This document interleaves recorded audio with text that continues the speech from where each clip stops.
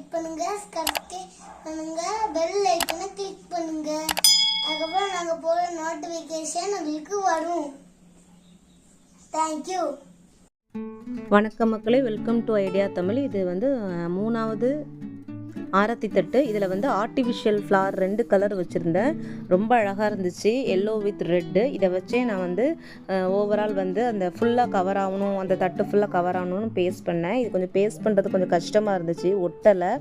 நல்லா பேஸ்ட் பண்ணிட்டு அதுக்கு மேலே ஒரு வெயிட் வச்சதுக்கப்புறம் தான் அது வந்து ஒட்டுச்சு. ஃபஸ்ட்டு வந்து சென்டரில் வச்சுட்டு ஓரம் ஃபுல்லாகவுமே வந்து கோல்டன் கலர் லீவ்ஸால் நான் வந்து கொடுத்துருந்தேன், எல்லோ கலரில். அதுக்கப்புறம் சென்டரில் இப்படி நம்ம தாமரைப்பூ அடுக்கடுக்காக வர்ற மாதிரி சுற்றி சுற்றி கலர்ஸில் எல்லா கலர்ஸ்லையும் அந்த 2 கலரையும் மாறி மாறி வச்சுக்கிட்டு இருந்தேன். எல்லோ பேஸ்டு வச்சதுக்கப்புறம் வந்து சென்டரில் வந்து இப்போ வந்து ரெட் கலரில் வந்து அந்த லீஃபை வந்து ஒட்ட போகிறேன். அந்த ஃபுல்லாகவுமே இந்த ரெட் கலர் லீஃப் ஃபுல்லாகவுமே ஒட்டினதுக்கப்புறம் அதுக்கு மேலே எல்லோ ஒட்டினேன்.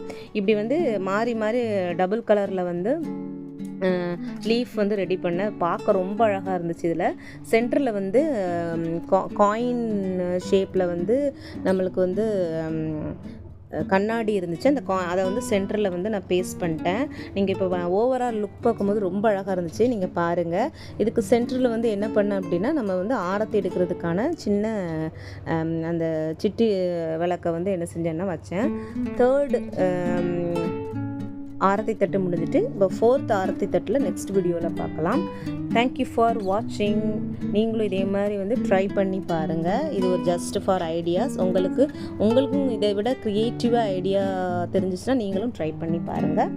தேங்க்யூ ஃபார் வாட்சிங்.